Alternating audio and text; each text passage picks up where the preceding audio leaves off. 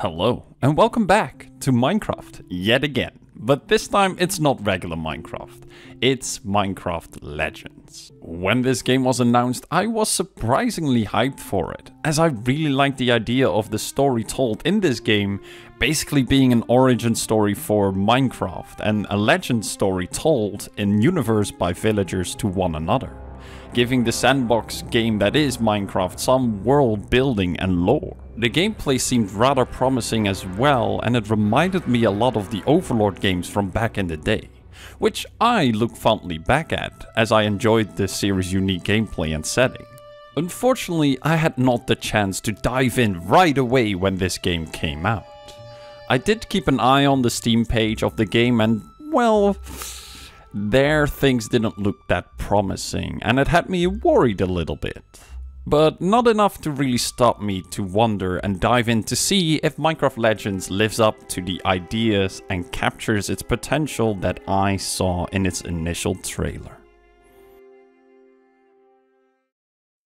Minecraft Legends starts off really strong by introducing a very familiar yet new world.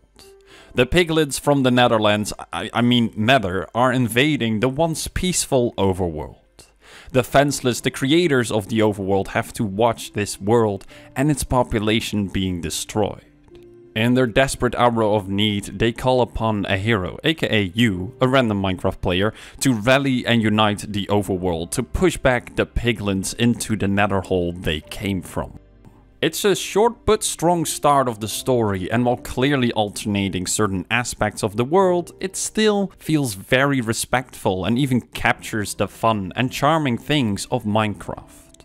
Zombies and villagers are friends in this setting, but every animal that is killed with fire still turns into cooked food, which is a nice nod to the original game. And the player saying yes to the creator's request via double crouching is as iconic as things can be. And those are only the tip of the iceberg when it comes to the fun little nods to the alterations of rules and fundamental things of normal Minecraft. However, the new things don't stand in the shadow of this.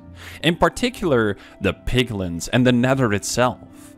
The piglin army has 3 newly introduced sub-factions, and each of them have their own gimmick. And while piglins don't have any dialogue, their leaders were actually quite cool characters. They all fully symbolizes their faction's gimmick, and together with sounds and gestures managed to show what kind of characters each were. The Nether dimension itself also looked quite interesting, as each faction has their own land, and in the few glimpses we get to see those lands, more character about the factions and their leaders is told. It's therefore very unfortunate that we don't get to explore more of the Nether beyond these few glimpses. And what is even more unfortunate is that the Overworld is not nearly as interesting as the Nether. While there are new biomes and creatures in it that we have never seen in Minecraft before, there's barely anything done with it beyond just being new. There are some fun ideas thrown around, like the creators of the world and the reason why there is a day and night cycle, but it stays very surface level, and that is not good enough for a game story that is somewhat presented as an origin/lore story for the original Minecraft. And to add insult to injury, what has been set up and introduced in the first few hours of the game is not used beyond it. All you gotta do is beat the piglin faction's leaders and the big boss of the Nether himself, and well, that's it. There is nothing written in between or developed alongside the main premise, while there was definitely a lot of room for that. Original monsters like skeletons, creepers and zombies are introduced and even have their own settlements. And while you need to help them out before you can recruit them, there's no big uniting quest line for them, or returning characters of these factions that can make you more connected to the world and its story. I would have loved to see these factions having the same treatment as the piglin factions had, where each faction has a leader that is clearly characterized by something and that you can connect to as well. But instead it's just you fighting piglins until they're dead. There's nothing happening in the background that is of importance in the story, and there's nothing else to focus on but killing piglins. Now, most of that is just my own wish, as a story written like this does not become a big problem per se. It's not a requirement for a game to have a long, deep story and lore-rich world. But if the story is like that, then it's important other elements are able to compensate for it. And fortunately, the other elements are, just like the story, kept at a surface level. On the Steam page, Minecraft Legends is sold as a tactic and strategy game, which I understand why they sell it like that, but in my opinion it's a very big stretch. You are a leader of a small army which you create by recruiting different types of units. Each unit has their pros and cons which you need to use cleverly to fight the piglins. Just like the story, a very simple system. Again, it reminds me a lot of the Overlord series, but Minecraft Legends has expanded on this system Overlord uses, by adding building mechanics and resource management. So yes, at the first glance, the game does sound like a tactical and strategy game, but in reality it's just not. In the beginning honestly, I tried to be tactical and give orders in ways that kept the unit's pros and cons in mind, and overall play the game as it was designed. But ultimately, that felt like a bad working strategy. Instead, it was much easier and much more rewarding to just recruit whatever you have access to, and then send them off into the meat grinder that was the enemy. Overall, higher numbers win battles here, not tactics. Which is a shame, as the units themselves seem to be thought out enough to fit in a tactical game. You had units that were good against other units. Others were good against buildings, some were healers and others were tanks for the front lines. Some units had specific elements added to them, like the skeletons were the only range unit that could shoot over walls, while creepers were your bomb squad. On top of that, the new units looked very cool. Many of them are newly designed mobs and fitting quite nicely with the old monsters. But again, battles are won here by numbers, not by tactics, so all this potential went to waste. In hindsight, however, it might be a good thing that it turned out like this. Because commanding your units into the meat grinder is the easiest command to give your units. Any other more complex or thought out command is just a hassle to give, as the overall controls are really bad. On top of that, you gotta babysit your units constantly. They will only attack enemies when the command is given. They also forgot to implement the most important command for this kind of gameplay, that being regrouping. Let's say you send your units to a fight, but it turns out it's a fight they can't win. Therefore you want them to retreat and regroup, of course, which you can't do at a distance. So you gotta run towards the fight, then press the rally button, check if you selected all your troops, and if not you have to spam the rally button until you do, and then run away with them yourself. The only alternative option for this is recalling, which you can do at spawn points, but those have to be built first and you have to walk up to them as well. So on that end I don't consider that a solution, but just an alternative. And this was just one of the many hassles to deal with when it comes to the command system. It's just not user-friendly, and while it offers more in-depth possibilities, it just can't support it because it lacks other basic commands, and the commands that are there are an overall hassle to get. So halfway through the game I just gave up on doing tactful commands and went for an alternative strategy. That being the before mentioned send endless amount of units into the meat grinder while spamming buildings. In case it wasn't clear yet, the goal of the game is to unite the overworld and beat the piglin fortresses. But they are no pushovers and regularly attack your settlements. Like really, super regularly. Like Preston would be proud regularly. So you need to build defenses like walls, towers, gates and so on to defend them. And at first it's quite fun to explore the build possibilities and design your defenses.